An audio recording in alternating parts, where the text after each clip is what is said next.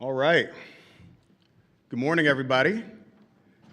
Happy Walls Wednesday. I am Harris Walls Communications Director Michael Tyler, joined again today by Convention Executive Director Alex Hornbrook and the governor of the state that J.D. Vance claims he is from, Kentucky, Governor Andy Beshear. So without further ado, I'll kick it over to Alex, then the governor, I'll speak, and then the governor will speak, and then we'll take a few of your questions. Thank you, Michael. Good morning, everybody.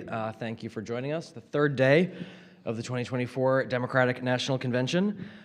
So last night you heard from Democrats, Republicans, and Independents about how the Harris-Walz ticket is building on the transformative accomplishments of the Biden-Harris administration and laying out their bold vision for the future for our country.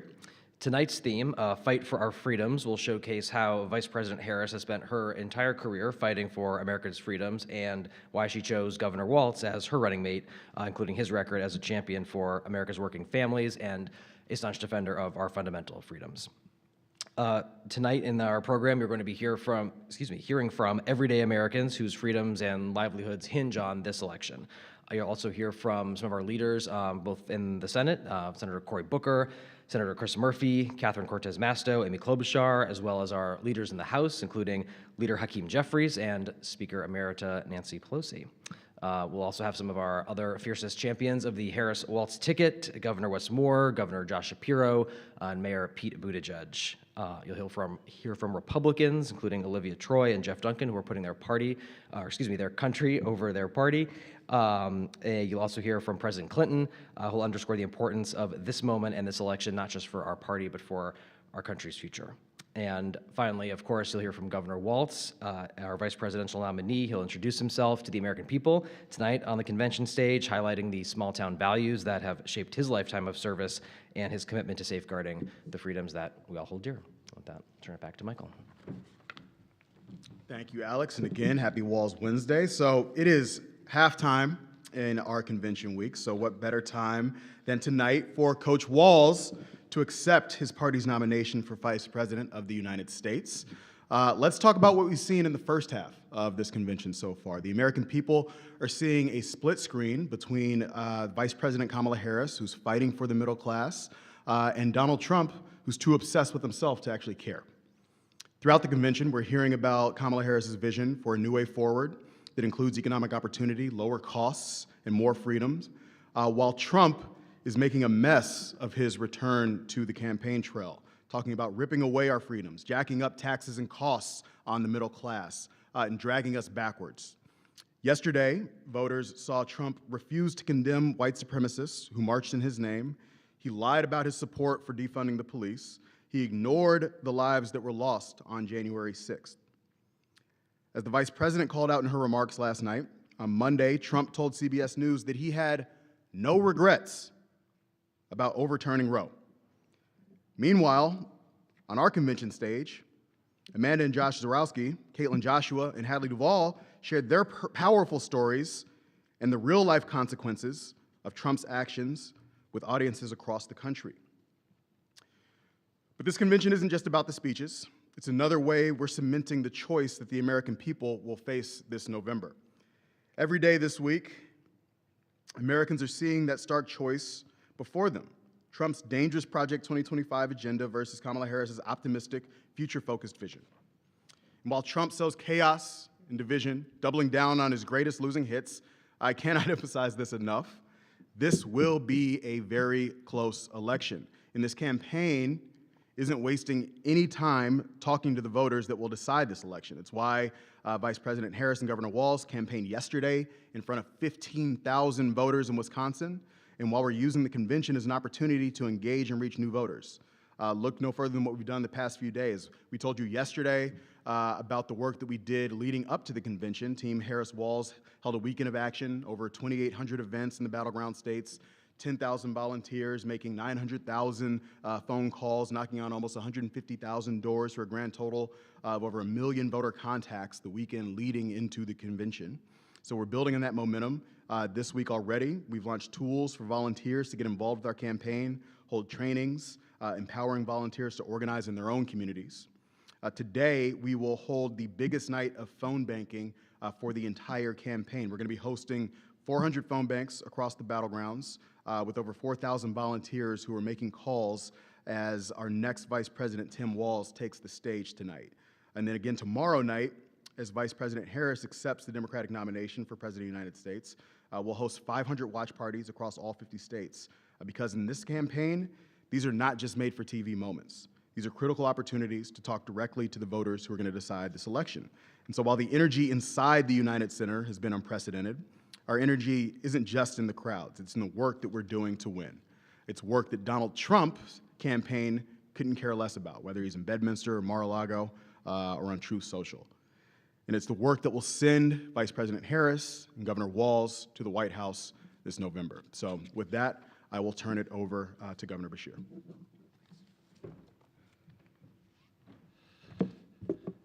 I guess belongs up here. Well, good morning, everybody. I couldn't be more excited to be in Chicago.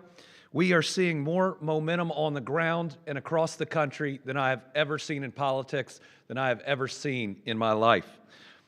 Not just here, but in the states that will decide this election, but even in states that might not be competitive. You are seeing more people come out, more people give money, more people volunteer, more people get on board with this campaign. It is really exciting to feel it all over this country. The energy is unprecedented. From the volunteers to the grassroots donations pouring in to the stories that we hear directly from voters themselves. As Americans are tuning in, they are hearing straight from Democrats and Democratic governors about the issues that matter most to them. That's why I'm excited for my good friend, Tim Walz, and he's going to become our next vice president. He is a teacher, a coach, and a lifelong hunter. Tim won his very first state in something that I know, a deep red district, by fighting for farmers and for rural communities. Tim understands that we don't govern to move a country or a state to the right or the left. Tim won his first race by recognizing that our job is to move our people forward, no matter how hard Donald Trump tries to drag us backwards. When people wake up in the morning, they are not thinking about the most recent rant by Donald Trump on Truth Social. They're thinking about their job and whether they make enough to support their families. They're thinking about the next doctor's appointment for themselves, their parents, or their kids. They're thinking about the roads and bridges they're going to drive that day. They're thinking about the public safety in their community and the public school they're going to drop their kids off that day. That is how Tim Walz has governed in Minnesota, addressing people's everyday needs, and it's why he has done such a good job for everyone, Democrat, Republican, Independent, lifting all of his citizens up. When you look at Tim, you see a Democratic governor delivering results in every community, from the cities to the suburbs to rural towns. Like Vice President Harris, he has worked around the clock to help middle-class families get ahead. He brought Minnesota to the lowest unemployment rate of any state in recorded history. He signed the largest tax cut in state history to put money back in families' pockets. Under his leadership, Minnesota, along with Kentucky, is now one of the top states to do business. He increased funding for law enforcement to keep Minnesotans safe. He took action to protect reproductive freedoms when Donald Trump's Supreme Court stripped them away. That's what leadership looks like. So I couldn't be more excited for the Harris-Walz ticket, because I know that they'll keep fighting tooth and nail for all of us Americans. They'll lower costs for middle-class families. They will protect our freedoms. They will expand access to affordable health care. They'll make sure our country moves forward and not backward. President Biden said that picking Kamala Harris as his vice president was the first and the best decision he made as nominee for president. I know that we will look back and say the same thing about President Harris's selection of Coach Walz. And maybe hearing that from me is something. But I love Tim Walz. He's a good man. He's been there for me. He's going to be a great vice president. He's going to be a great role model for all Americans. I'm proud that my kids are going to get to watch him give that speech tonight. And I couldn't be more excited for his family to share in this moment with him. So with Vice President Harris and Tim Walz leading the way, we will bring joy back to our country. We will fight every day, and as Tim Walz says, we'll sleep when we're dead, and we will win this election this November. Thank y'all. Thank you, Governor. Thank you, Alex. With that, we have a microphone. We will go around and take a few questions. Let's come over here real quick.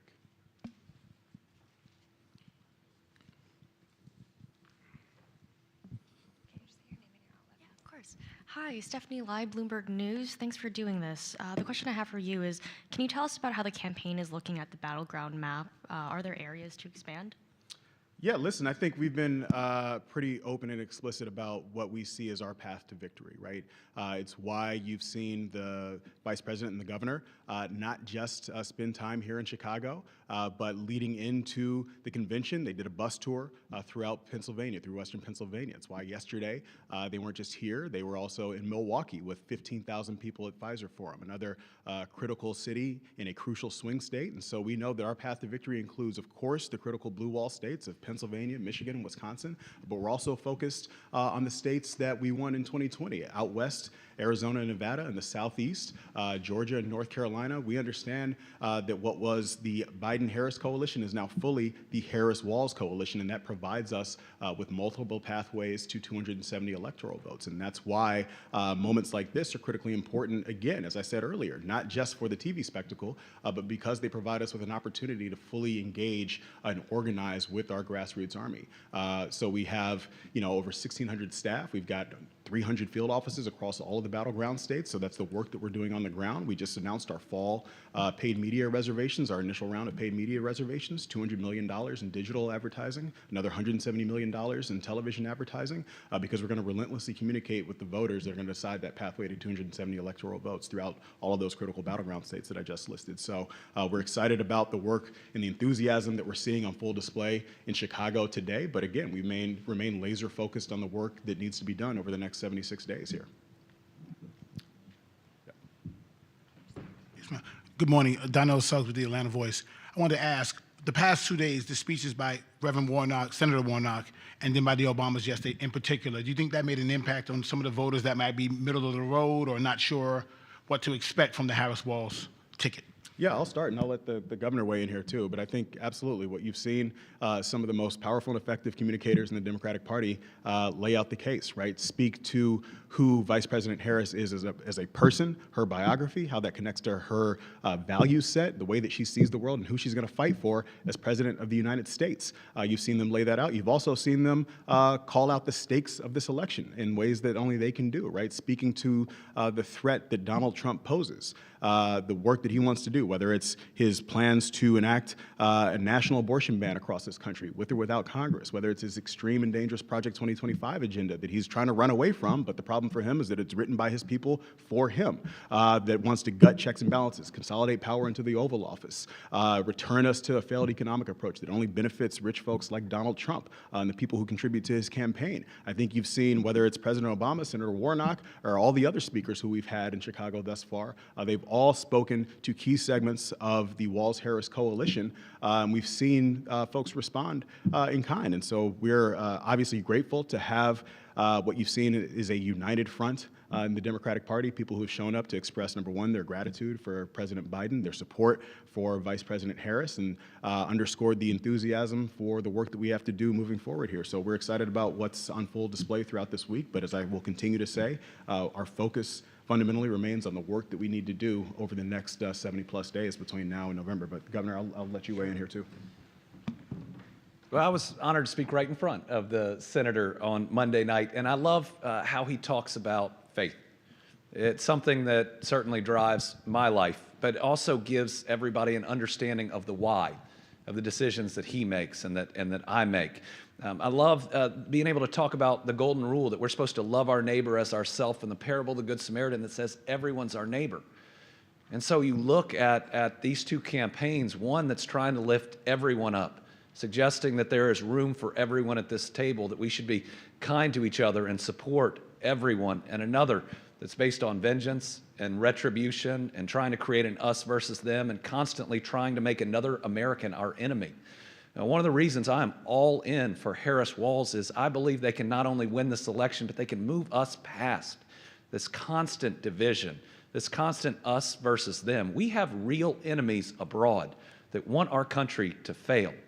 We have got to be united as a people, and I believe that once we move past this boiling point that our country has been at, then we are going to move to a better place. And just to hear the Obamas talk about decency, even with everything that was thrown at them when they were in office, when they weren't treated decently by a lot of people, but they are still out there calling on all of us to be better and still providing such great guidance and such great leadership. So yes, I believe that all three of those speakers truly speak to our American values because we want to like our neighbor. It doesn't matter how they're registered, we still want them to get ahead. You know, this country can't be, I want Democrats to do better or just Republicans to do better. It's got to be that we all do better. So when we talk about Tim Walz and that lowest unemployment rate, that's helping everybody. When we talk about the middle-class tax cuts proposed by the Vice President, that helps everybody. And that's where we've got to get to. And that's where this ticket's going to bring us. Yes, Miriam Manaka from NHK. I was just wondering whether you could share some more details about what we can expect from Governor Walz's speech tonight.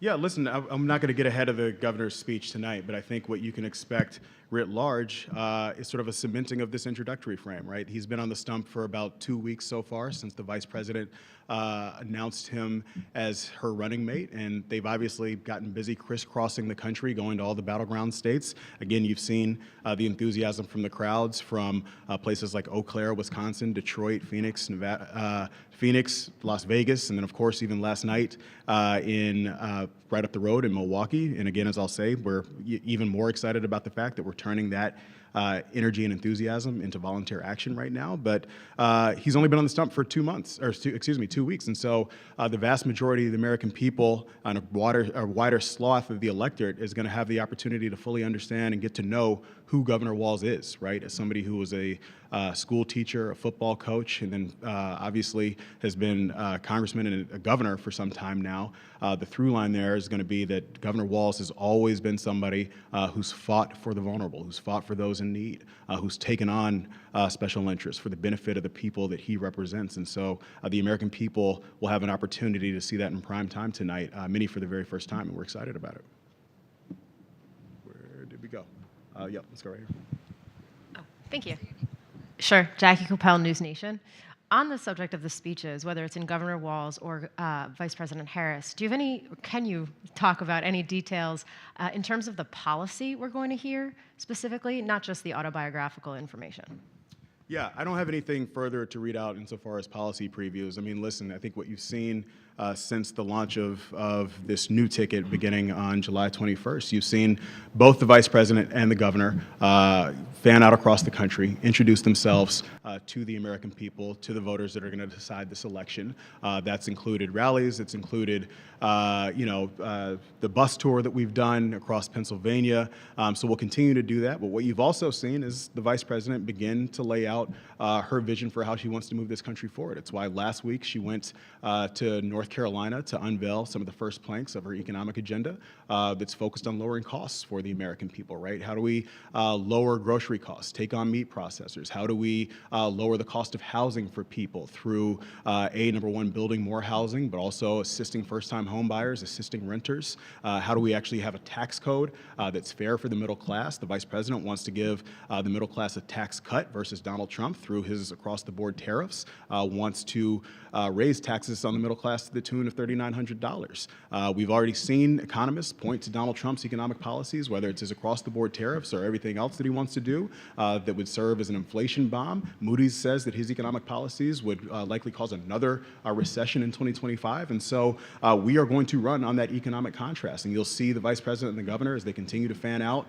from Chicago over the course of the next 76 days here, continue to expand on their vision, expand on their agenda, including policy details, and we're excited to share those with the American people. But it's going to be, whether it's on the economy, whether it's on our fundamental rights and freedoms, I think the contrast is going to be very stark and very clear for the American people to see, no matter whether it's your economic interests, whether it's standing up for the rights of Americans, including the rights of women, whether it's standing up for our democracy and our fundamental rights in this country. There's only one ticket that is fighting for the American people on all those issues, and it's Kamala Harris and Governor Walz, certainly not Donald Trump. Let's go down here in front. We'll go here, and then we'll go there, and we'll probably close out. Brett Rowland, the Center Square. The GAO has been warning the President and Congress for more than 2 decades that U.S. spending levels are unsustainable. Do VP Harris and the Democrats have a specific plan to address this? And follow-up part, would the nominee support a bipartisan debt commission? Yeah, listen, again, as I said, I'm not going to get out ahead of further policy rollouts that we'll have, but the American people have plenty of time to see more details as we roll them out for the duration of this campaign. We're excited to roll out the first planks of the Vice President's economic agenda last week. We're excited to be here in Chicago to fully cement the introductory period of this campaign, and we will be releasing more policy details as this campaign moves forward. Also, I would be remiss if I did not point out that the American people will have hopefully ample opportunities to see the contrast between their policy visions on full display starting on September 10th with the ABC News debate. Should Donald Trump keep his word and actually show up, not only will we have an opportunity to see that contrast on full display on September 10th, but then we would hope that we would have a second debate, but that's all contingent upon him showing up on the 10th. And let's go here to close out. Thank you. Thank you for doing this. Viviana Mazza, Corriere della Sera from Italy. Will the struggles with infertility of Governor Walz and his wife have a place in his speech? How important is it in creating a connection? And given also, I saw they've been attacked on that from the Trump campaign, it's not IVF, and for the governor, what lessons from your campaign apply to this campaign on reproductive rights, in your opinion? Yeah, I'll start off and I'll kick it to you, Governor. Yeah, listen, I think, as I said, the governor is going to fully, cement the introductory period here, this phase of the campaign tonight. I think he's been very clear so far that infertility is a deeply personal journey that both he and his wife have been courageous enough to share. I think that should be celebrated. I think it's frankly very relatable to millions of American families across this country who have gone through the same struggle. Frankly, I think it's a little bizarre that J.D. Vance and Donald Trump want to attack the governor for experiencing something that, again, millions of Americans go through themselves. And frankly, I think it's a little bizarre that those attacks are not simply limited to the way that they're trying to characterize his experience with infertility treatments. They continue to attack reproductive rights writ large. They continue to go after the rights and freedoms of Americans across the board. I think you will see the American people, you've already seen the American people fully reject that approach to politics. It began in 2020. You saw it again in 2022, not just in blue states, but in states like Kentucky and Ohio as well, when Republicans are running on this extremist record.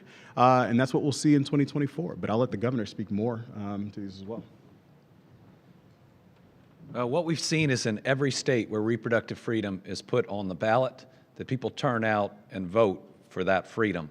Certainly in Kentucky, Donald Trump's appointed Supreme Court ushered in the most draconian laws in the country with a near total ban, including no exceptions for rape, incest, or non-viable pregnancies. That's why it's really personal to me when Hadley Duvall stands up and talks about being violated by her stepfather starting at 5 and becoming pregnant at 12. And in my state right now, there are other 12-year-olds going through that don't have options inside of Kentucky. So let me tell you, 85 to 90% of Kentuckians disagree with that, think it's wrong, and think it's gone way too far. So I believe it is both about our freedoms as Americans, freedom for women to make the choices that they choose, freedom over their own bodies, freedom to pursue fertility treatments. I mean, these fertility treatments are gifts from God where people who previously couldn't have children now can. I can't tell you how many children, now young adults even, that I know that without fertility treatments, regardless of the 3 letters of that fertility treatment, without that, those children wouldn't be walking on this earth. The freedom to choose not to have children at all and not to be judged for it. That's something that I think is deeply personal to Americans wanting to have those choices. But the other thing is again, extremism, especially the level of extremism that's been pushed by Donald Trump and J.D. Vance. The people of America are not comfortable with it. They want to be able to make their own choices and not have choices forced upon them. Thank you, Governor. Thank you all for joining us this morning. We're going to get out of here, but we're excited for another day of energy and enthusiasm here in Chicago amongst the Democrats. Thank you all so much. Thank you to that one person. Yeah.